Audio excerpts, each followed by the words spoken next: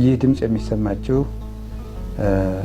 በኢትዮጵያ፣ በኤርትራ፣ በመላው ዓለም ያላችሁ ኦርቶዶክሳውያን የቅድስት ቤተክርስቲያን ልጆች ሁላችሁ አንድ አምላክ በሚሆን በአብ በወልድ በመንፈስ ቅዱስ ስም እንደምን ሰነበታችሁ? ለዚህ ቀን ያደረሰን የቸርነትና የምህረት ባለቤት መድኃኔዓለም ስሙ የተመሰገነ ይሁን።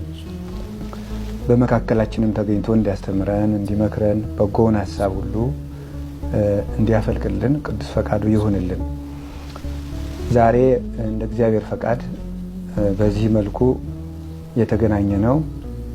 ሁላችሁም የጉባኤ ቤታችን የርዕሰ ገዳማት ወአድባራት ጣና ቅዱስ ቂርቆስ የአባቶችና የእናቶች አንድነት ገዳም የአራቱ ጉባኤያተ መጻሕፍት ምስክር ትምህርት ቤት ሁላችሁም ቤተሰቦች ስለሆናችሁ ትምህርቱን የምትማሩ ስንጠራችሁ የምትደርሱልን ከጎናችን የምትቆሙ የምትጸልዩልንም የምታስቡልንም ስለሆናችሁም እንደ አንድ ቤተሰብ ኦርቶዶክሳዊ ቤተሰብ እንደመሆናችን እንኳን አደረሳችሁ ለማለት ነው እና ይህንን አስመልክቶም አጭር ትምህርት ለመማማር ነው።